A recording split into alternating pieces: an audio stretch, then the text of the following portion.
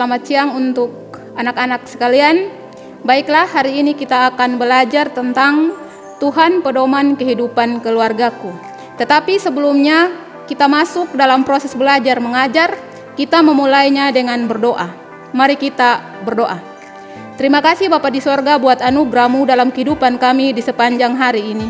Kami bersyukur dan berterima kasih karena begitu besar cinta kasih-Mu yang tidak pernah habis dalam kehidupan kami. Untuk itu Bapa, di siang ini kami akan memulai proses belajar mengajar kami, tetapi sebelumnya itu Bapa, kami mohon penyertaan-Mu dalam proses ini sehingga proses belajar mengajar ini boleh berjalan sesuai dengan rencana-Mu.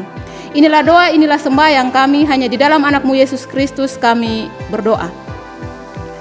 Baik, materi pertama yang akan kita pelajari adalah pengertian keluarga.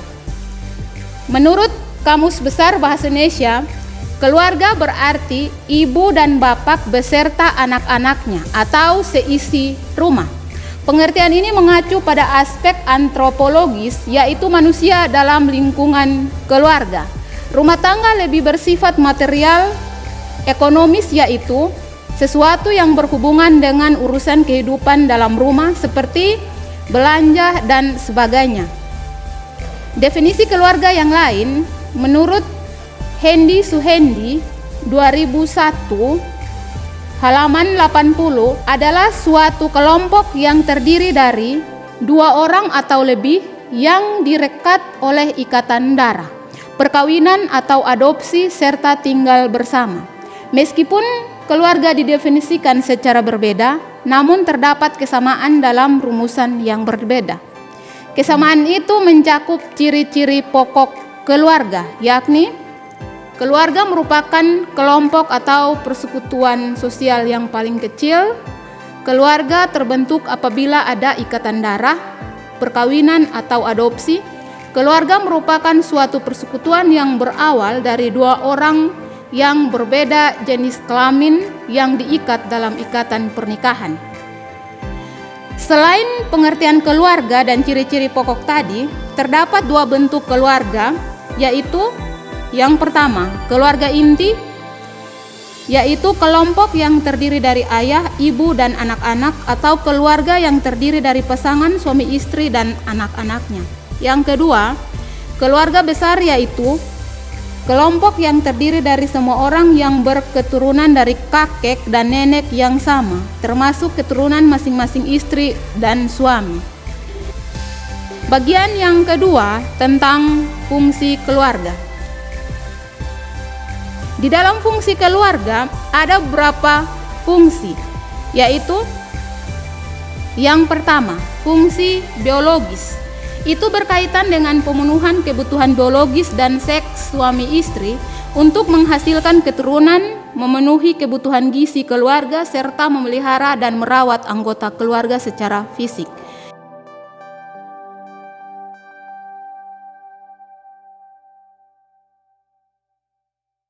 Yang kedua, fungsi sosialisasi anak, berhubungan dengan pembentukan kepribadian anak serta memperkenalkan pola tingkah laku, sikap, keyakinan, cita-cita dan nilai-nilai yang dianut oleh kelompok sosial atau masyarakat. Yang berikut, fungsi afeksi, berhubungan dengan rasa, misalnya rasa kasih sayang, keintiman, perhatian, dan rasa aman yang tercipta dalam keluarga.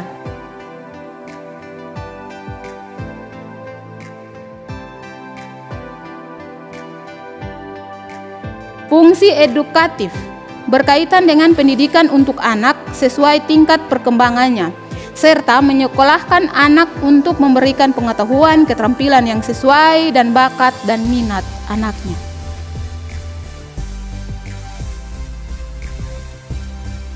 Yang berikut, fungsi religius. Fungsi ini mendorong dikembangkannya seluruh anggota menjadi insan-insan agama yang penuh ketakwaan kepada Tuhan Yang Maha Esa, serta menunjukkan penghayatan dan perilaku nilai-nilai agama. Yang berikut, fungsi protektif. Fungsi ini bertujuan agar memberikan tempat yang nyaman bagi anggota keluarga dan memberikan perlindungan secara fisik, ekonomis, maupun psikologis bagi seluruh anggotanya. Yang berikut, fungsi rekreatif. Fungsi ini bertujuan untuk mencari hiburan, memberi suasana yang segar dan gembira dalam lingkungan keluarga. Yang berikut, fungsi ekonomis, berkaitan dengan orang tua yang mencari sumber-sumber penghasilan untuk memenuhi kebutuhan keluarga dan pengaturan penggunaan penghasilan keluarga untuk memenuhi kebutuhan keluarga. Yang berikut, fungsi status sosial. Keluarga akan mewariskan kebudayaan kepada anak-anaknya karena melahirkan anggota keluarga biasanya dihubungkan dengan sistem status ini. Selain fungsi-fungsi keluarga tadi, maka ada beberapa fungsi keluarga menurut iman Kristen, yaitu yang pertama, sebagai teman sekerja Allah dalam mengelola alam semesta dan isinya. Yang kedua, sebagai lembaga pendidikan utama dan pertama. Yang ketiga, sebagai wadah semua anggota keluarga dalam mengekspresikan kasih, kesetiaan, dan sikap saling menghormati. Bagian yang ketiga, yaitu peran Allah dalam kehidupan keluarga. Tuhan adalah pribadi yang membentuk sebuah keluarga. Tuhan menciptakan manusia sepasang, yakni laki-laki dan perempuan. Manusia diciptakan berbeda tetapi suatu kesatuan. Artinya, manusia diciptakan dalam dua jenis kelamin. Manusia sama dan sehakikat, namun diciptakan dengan fungsi yang berbeda agar saling mengasihi dan melengkapi. Dalam perbedaan itu, manusia menjadi satu persekutuan yang luar biasa karena saling membutuhkan dan saling mendukung. Tuhan memberikan daya tarik yang luar biasa dalam diri sebagai laki-laki dan perempuan, sehingga mempunyai rasa suka dan membuat mereka bertemu dan mengikat diri. Itulah cikal bakal manusia membangun keluarga. Keluarga Kristen merupakan keluarga yang mencerminkan kehidupan dengan dilandasi oleh kasih dan sikap takut akan Tuhan, serta melandasi kehidupan Tuhan Yesus, sehingga menciptakan suasana Kristiani yang sejati dalam lingkungan keluarga maupun masyarakat. Keluarga Kristen beribadah kepada Tuhan sebagai bagian pokok dari keberadaan keluarga Kristen. Beribadah kepada Tuhan berarti semua anggota keluarga berdoa dan melayani Tuhan setiap hari, sehingga semakin bertumbuh dalam cinta akan Kristus yang semakin mendalam.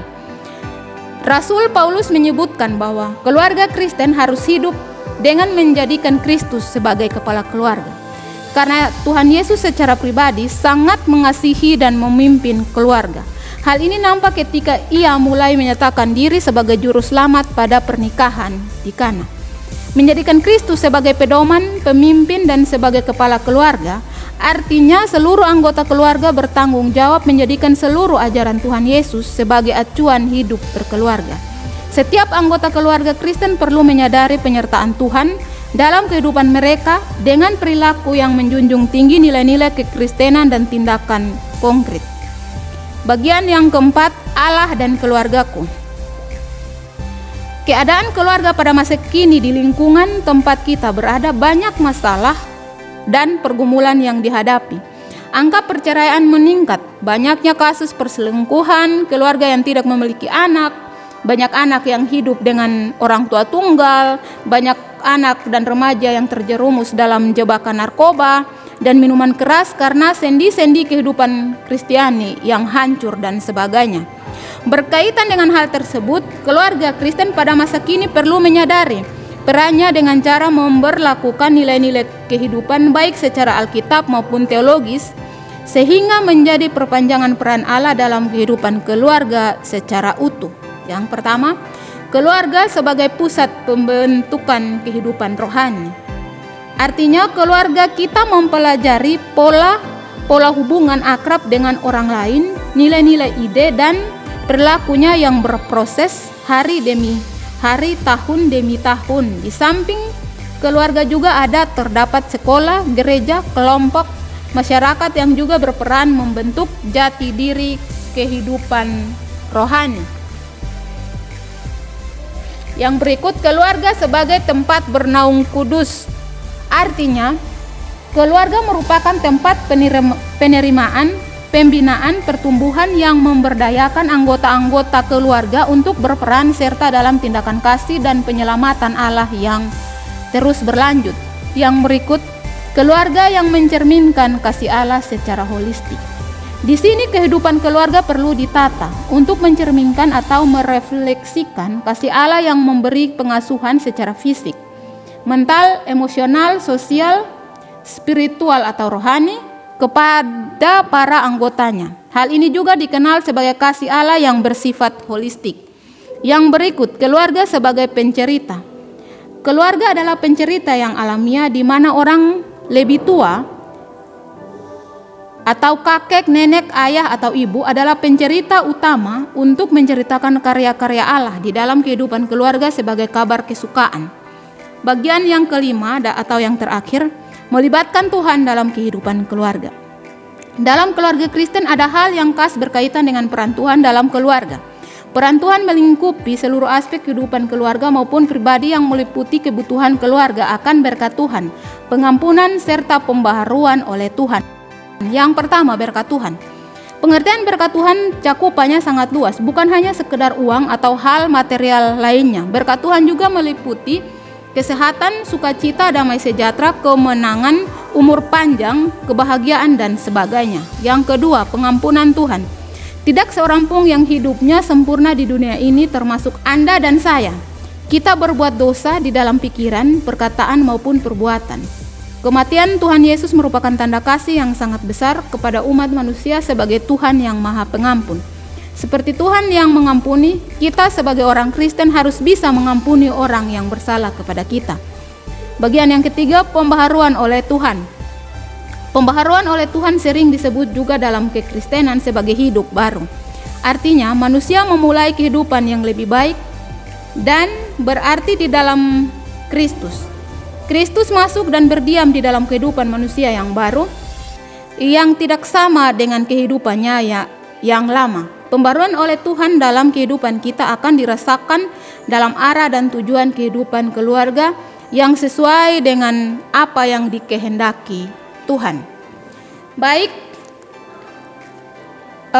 ini adalah materi pada pertemuan kita hari ini.